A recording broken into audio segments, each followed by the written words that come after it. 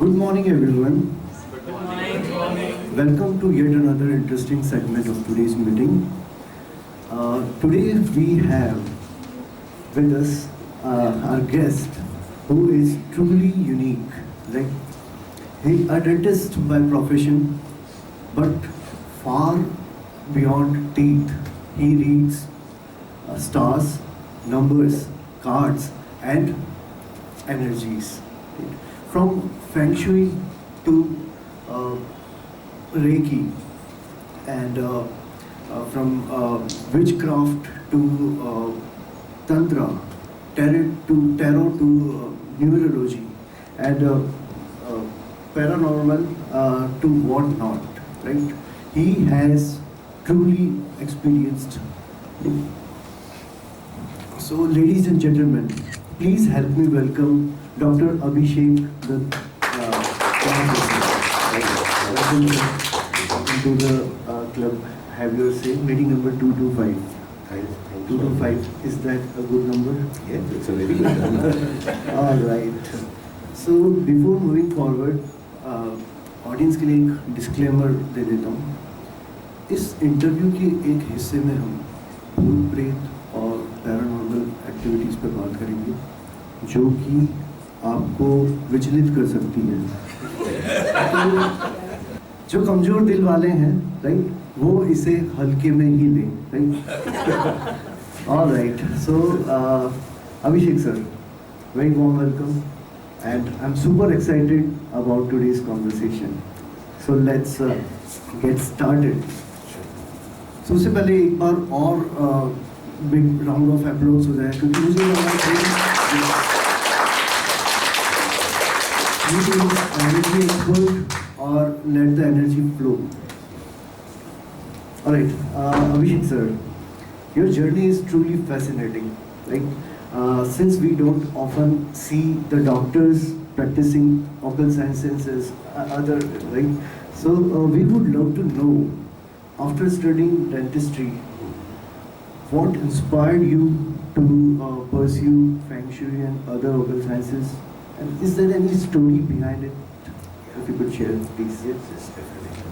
See, journey ना बहुत interesting सी रही है, because when I was studying my dentistry long back 2002 2003, तो हमारे हॉस्टल में ना, जो बॉयज़ हॉस्टल था, how medical college boys hostels था, तो हर हॉस्टल की तरह हमारे वहाँ भी ना स्टोरीज हुआ करती थी, गोस्ट स्टोरीज. सो वो चीज़ें मुझे बहुत अट्रैक्ट किया करती थी. I don't know for some reason. So जब एज अ किड्स क्यूरियोसिटी होती है, तो उस हॉस्टल में कुछ जो स्पेसिफिक एरियाज थे, वहाँ पे जब मैंने खुद से इन्वेस्टिगेशंस करना स्टार्ट किया, तो कुछ मुझे एनर्जीज फील हुई. वो मोमेंट था कि दैट टाइम आई रियलाइज कि मुझे इनके बारे में जानना है. स्टडीज़ के साथ साथ लाइफ चलती रही. फिर मुझे मेरे गुरु मिले बाई चांस, या आप यूँ कह सकते हैं मेरी डेस्टिनी में थे. तो उनसे मिलने के बाद मुझे मेरे क्वेश्चंस के आंसर्स मिलने स्टार्ट हुए. फिर मुझे पता चला है कि I was born with these powers. So बचपन से ही मैं एनर्जी सेंस कर सकता था. फिर वहाँ से मेरे गुरु के साथ मेरी जर्नी स्टार्ट हुई. Sounds interesting. So moving forward, subject to occult sciences are often considered, mystical, hidden, and deep. Right? So how your medical science mind, accepted this non-physical concept? See, being a dentist, being a science student, I would say, मेरे साथ ना एक चीज़ है, मुझे हर चीज़ में science चाहिए. ऐसा हो रहा है तो क्यों हो रहा है? बहुत सारे क्यूरियस क्वेश्चंस मेरे मन में रहे थे. बाय गॉड्स ग्रेस मुझे गुरु ऐसे मिले जो कि मुझे हर चीज़ का एक साइंटिफिक एस्पेक्ट भी समझा पाए. तो जो हम बात करते हैं ना, एनर्जीज़ की हम बात करते हैं, आज हम एनर्जीज़ को कैलकुलेट कर सकते हैं, मेजर कर सकते हैं, राइट. भूत प्रेत कह देना या अलग अलग नाम हम अपनी कन्वीनियंस के हिसाब से दे सकते हैं. But if you ask me as a medical professional और ऑकल्ट प्रैक्टिशनर, हम इसको एनर्जीज कहते हैं. पॉजिटिव नेगेटिव दोनों। मुझे हर उसमें साइंस चाहिए। अगर मैं वास्तु भी कर रहा हूँ, अगर मुझे ये कहा गया है कि नॉर्थ ईस्ट में मंदिर होना चाहिए, तो मेरा क्वेश्चन ये होता है कि क्या मैं साउथ वेस्ट में मंदिर बनाऊंगा तो मेरे भगवान नाराज हो जाएंगे क्या?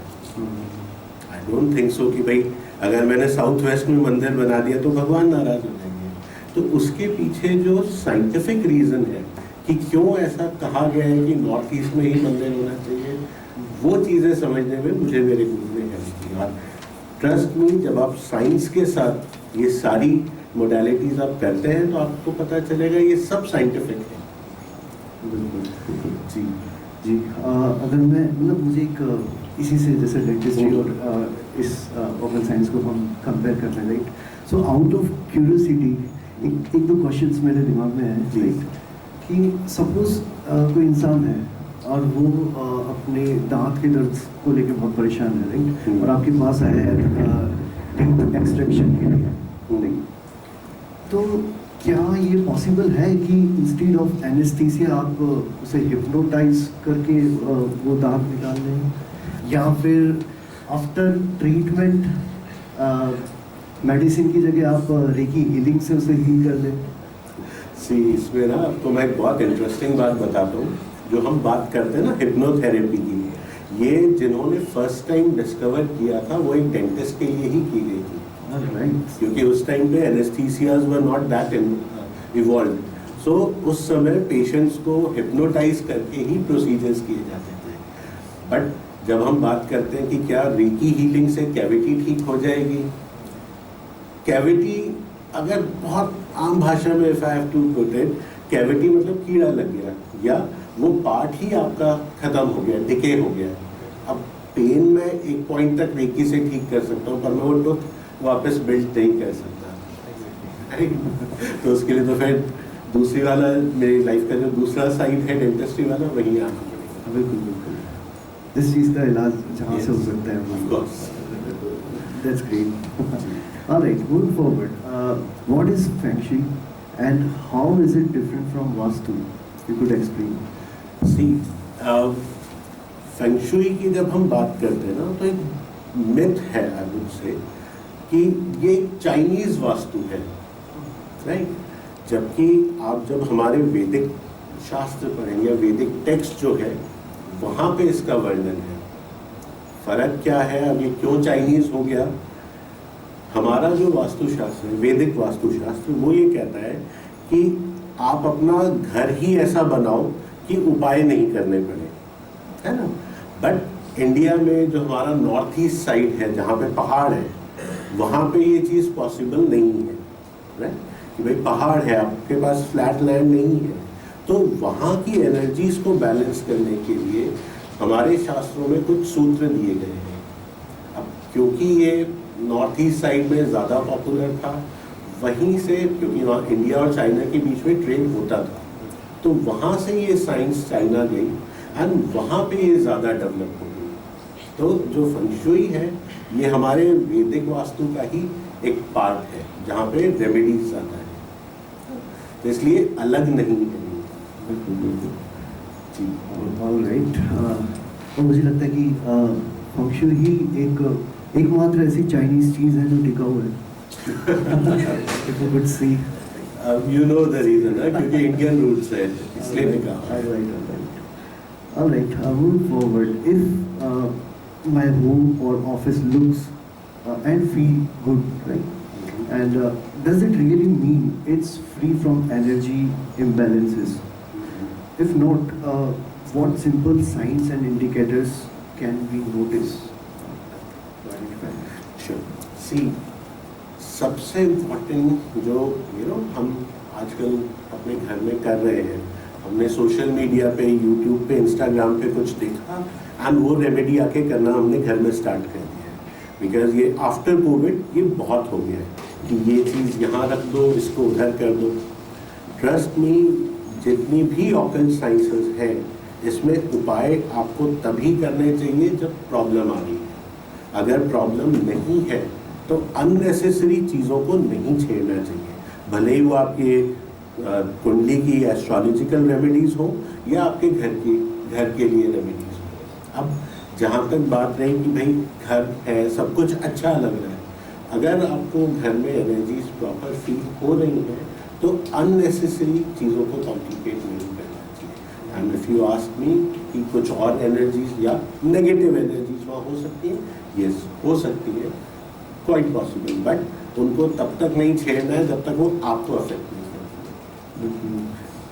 कभी कभी ऑफिस में मुझे लगता है कि कभी मैं कोई प्रॉब्लम सॉल्व कर रहा हूँ, राइट, तो किसी लॉजिक में अटक गया, अब आगे हो नहीं रहा, फिर उसके बाद नेक्स्ट जो प्रॉब्लम स्टेटमेंट आया उसमें भी अटक गया। तो ये कोई एनर्जी ऑब्स्टेकल है या मेरा खुद का कॉन्सेप्ट में इसमें ना दोनों ही चीज़ें, एक तो आपके सेल्फ डाउट्स है सबसे पहले कि भाई जब मैं, हमारा सबकॉन्शियस ब्रेन ना इसी तरीके से वर्क करता है कि भाई मैं लास्ट काम मेरा पूरा नहीं हुआ था, इस वजह से मेरा ये भी अटक सकता है। तो ये एक हमारे सबकॉन्शियस वो है। अब अगर वास्तु के हिसाब से मैं बात करूँ तो नॉर्थ ईस्ट डायरेक्शन अगर आपका ब्लॉक है, ब्लॉक मतलब आपने फर्नीचर रख दिया, कोई विंडो नहीं है, कोई हैवी चीज़ रख दी, तो भी आपको जो थॉट्स हैं, जो आइडियाज़ हैं, उनको कंसेप्चुलाइज करने में प्रॉब्लम आएगी।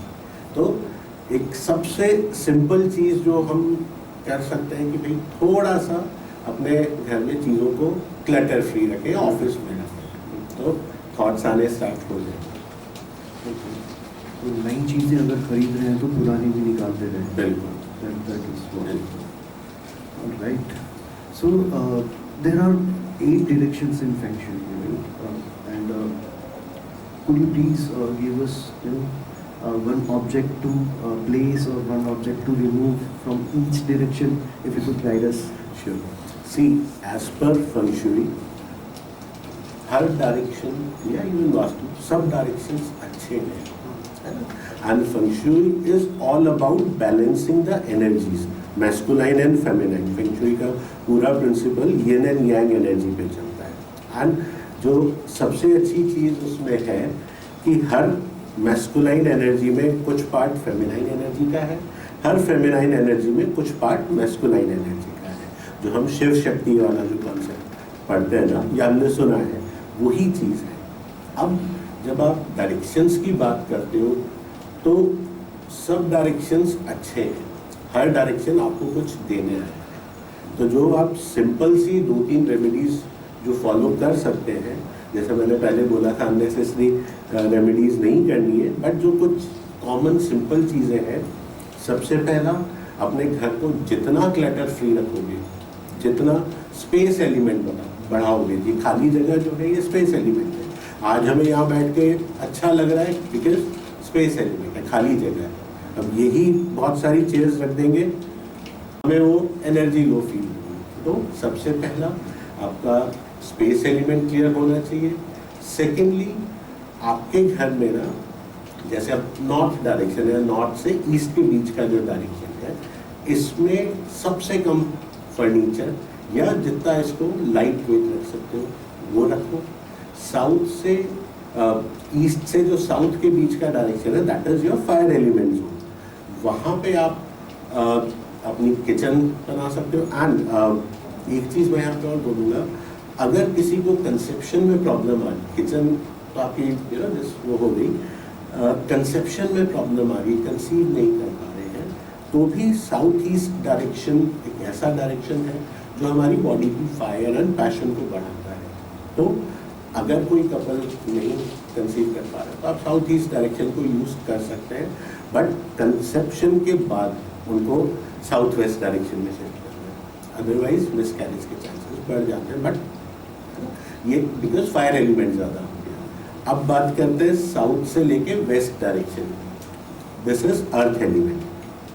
सिंपल टर्म्स में बोलूँ, आपके घर का जो भी भारी सामान है वो सब इस डायरेक्शन में आना चाहिए, या कंस्ट्रक्शन मैक्सिमम इस जोन में होता है, इसी जोन की हाइट ज़्यादा होनी चाहिए। बट ऑफ कोर्स अब हम फ्लैट्स में हैं तो वो पॉसिबल नहीं है, राइट। फिर उसके बाद आता है वेस्ट से नॉर्थ का zone, this is air element. इस जोन को आप यूज़ कर सकते हो कि मेरा कोई काम नहीं हो रहा या कोई काम अटक रहा है, मूवमेंट नहीं आ रहा, एयर है ना, तो वो मूव करती रहती है। तो वो काम आप इस डायरेक्शन में कर सकते हैं। इसके अलावा जो आपके घर का सेंटर है, ये सबसे इम्पॉर्टेंट पार्ट है। अगर मैं कोई वास्तु रेमेडी नहीं करना चाहता है, फंक्शुई रेमेडी नहीं करना चाहता, तो सिंपली आपके घर का जो सेंटर है उसको क्लीन रखो और वहाँ पे पॉजिटिविटी बढ़ाओ। पॉजिटिविटी बढ़ाने के लिए सबसे आसान तरीका है कि रोज सुबह और शाम को आफ्टर सनसेट 2-3 मिनट घर के सेंटर में खड़े होकर, जो घंटी होती है ना हम मंदिर में यूज़ करते हैं, उसको बजाना स्टार्ट करो। साइंटिफिकली ये प्रूफ है कि जो घंटी है उससे पॉजिटिव आयंस निकलते हैं, जो कि हमारे सराउंडिंग के नेगेटिव आयंस को बैलेंस करते हैं।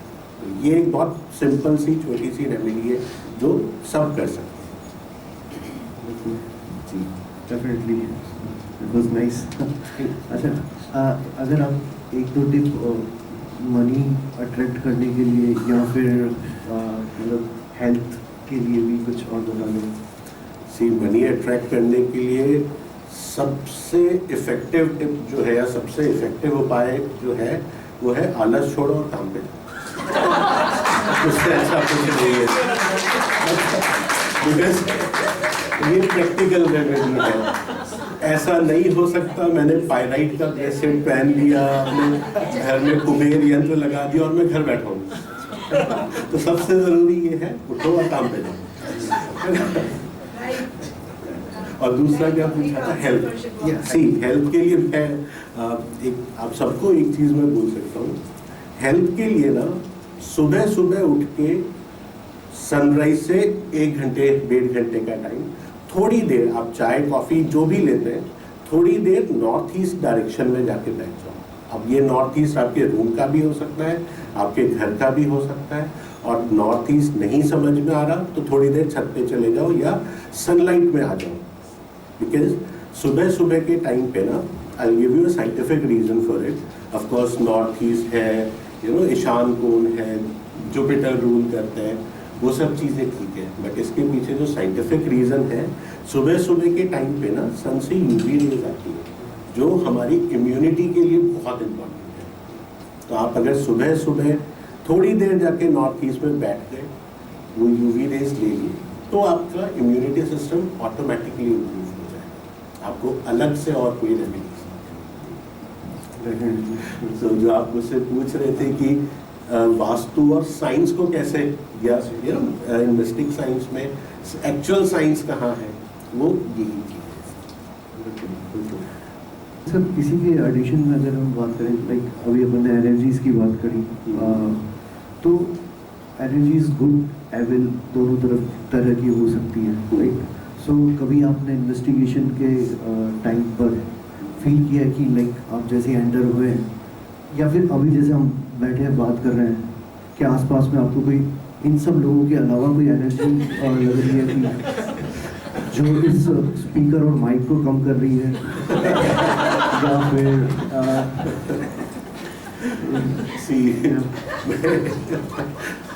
सबसे पहली बात तो बहुत अच्छी एनर्जी है एक चीज़ मैं आपको बताऊं, जब हम एनर्जीज की बात करते हैं ना, जहाँ पे पॉजिटिव है वहाँ पे नेगेटिव भी है। अच्छा बुरा को एग्जिस्ट करता है। ऐसा नहीं हो सकता है कि अच्छा अच्छा तो हम ले लें और खराब खराब छोड़ दें। मूविंग फॉरवर्ड, इसी से रिलेटेड जो प्रैक्टिसेस हैं, like you explore tantra, witchcraft, hoodoo, voodoo, right?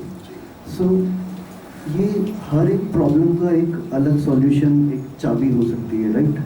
सो आपको कैसे पता चलता है कि कौन सी समस्या का कौन सा चाबी है, मतलब किसके लिए कौन सा वाला ट्रीटमेंट? इसमें ना मैं ये जितनी भी विद्या मैंने सीखी है, ये सब आउट ऑफ क्यूरियोसिटी मैंने सीखी, या मेरी लाइफ पाथ था, मुझे ये सब सीखना था। आज भी जब मैं ट्रीटमेंट करता हूँ, मैं इंट्यूटिवली काम करता हूँ। अगर मुझे लगता है कि यहाँ पे मुझे तंत्र की ज़रूरत है तो मैं तंत्र यूज़ करता हूँ। अगर मुझे लगता है कि इस प्रॉब्लम के लिए मुझे मंत्र देने, वैदिक मंत्र देने, मैं वो देता हूँ।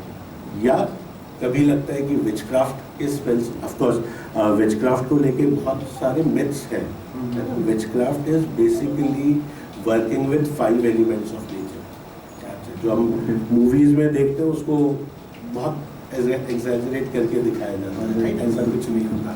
Being a high priest, I can tell you that. अभी जैसे सर ने कहा ouija बोर्ड के बारे में, प्लैंकचेट जिसको हम कहते हैं, जो हम मूवीज में हम लोग देखते हैं ये चीज़, एक बोर्ड है जिसपे अल्फाबेट्स लिखे हुए हैं, एक उस पे जिसको प्लैंकचेट बोला जाता है, उस पे उंगली रख के देखते हैं।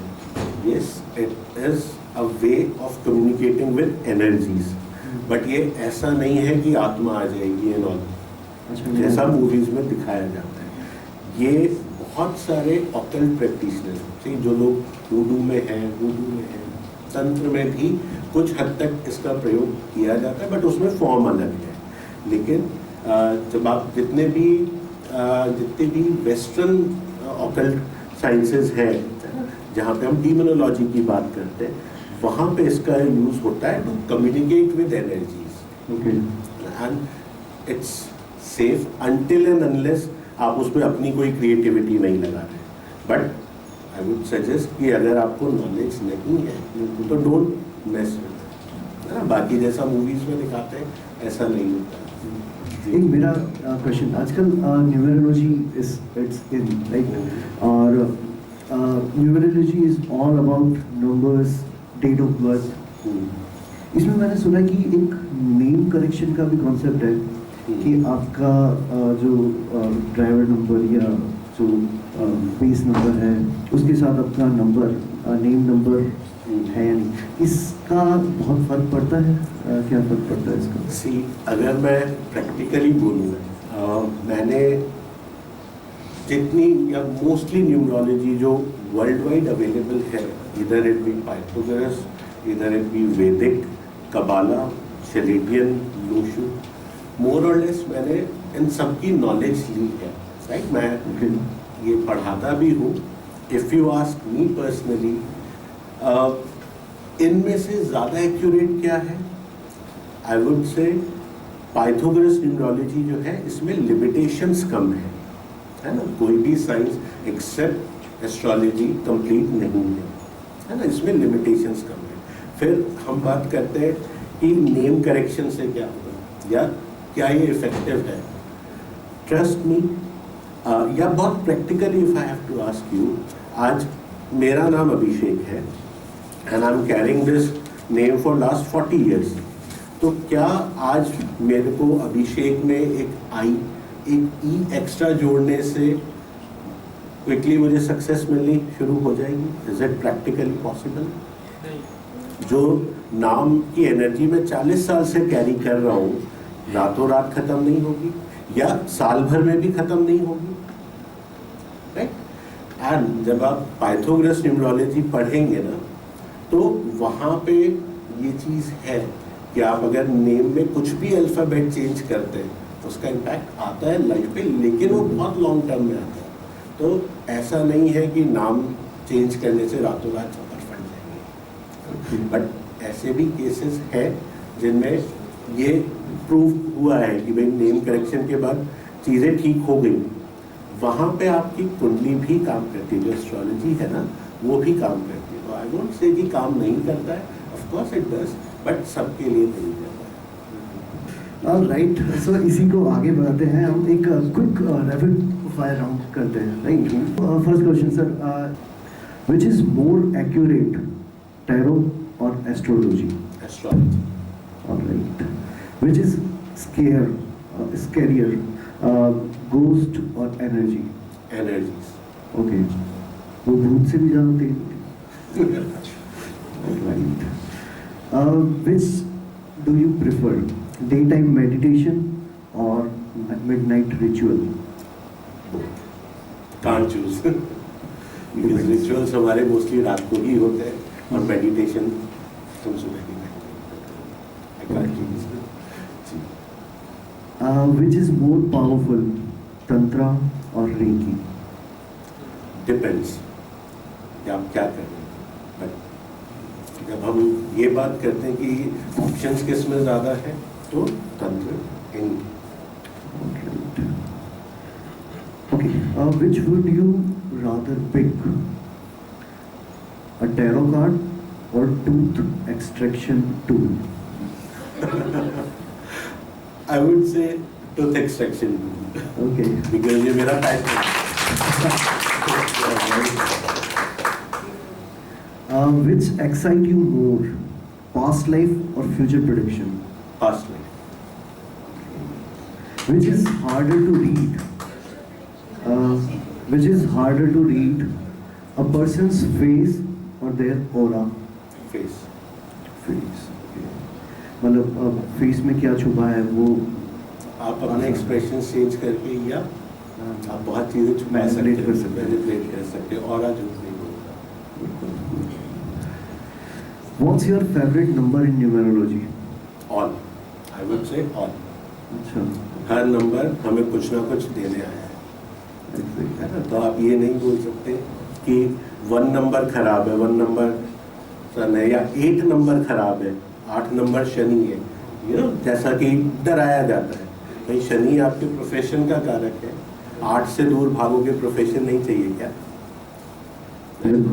तो सारे ही नंबर अच्छे हैं, इट्स जस्ट दैट कि आप उनको यूज कैसे करते हो. मेरी इंस्टाग्राम फीड पे है ना, ये आजकल बहुत आता है न्यूमरोलॉजी, और बहुत सारे न्यूमरोलॉजिस्ट बोलते हैं कि 6 नंबर मेरा फेवरेट है, ठीक है, और मैं खुश हो जाता हूँ क्योंकि मैं 6 नंबर हूँ, लेकिन वही है, एवरी नंबर इज. अगर मैं वैदिक न्यूमरोलॉजी की बात करूँ ना, तो 6 नंबर को आप शुक्र के साथ जोड़ के देखते हैं, वीनस है ना. Venus is love, luxury, right. अब यही वीनस की अगर क्वालिटीज बढ़ गई या आउट ऑफ कंट्रोल हो गई तो एक्स्ट्रा मैरिटल अफेयर भी दे देता है. तो आप डिसाइड करो क्या करना. Alright, which do you trust more, intuition or experience? Intuitions. Alright. For a paranormal investigation, would you go alone or with a team? With team. Always. कभी भी अकेले हीरो नहीं बनना, ठीक है. एंड डर सबको लगता है, ऑनेस्टली. तो इट्स बेटर, क्योंकि आप एक इन्वेस्टिगेशन के लिए जा रहे हो, सब चीज़ें आप अकेले हैंडल नहीं कर सकते. You need a team for that. उसमें कुछ साइकिक्स होते हैं, कुछ लोग टेक्नीशियंस हैं, कुछ लोग आपका पूरा सेटअप करेंगे, और कुछ लोग ऐसे होते हैं जो साथ में बैठ के हनुमान चालीसा पढ़ते हैं. We need that as well. So it's a team work, कभी अकेले नहीं. Well, thank you so much, Dr. Abhishek. It was wonderful.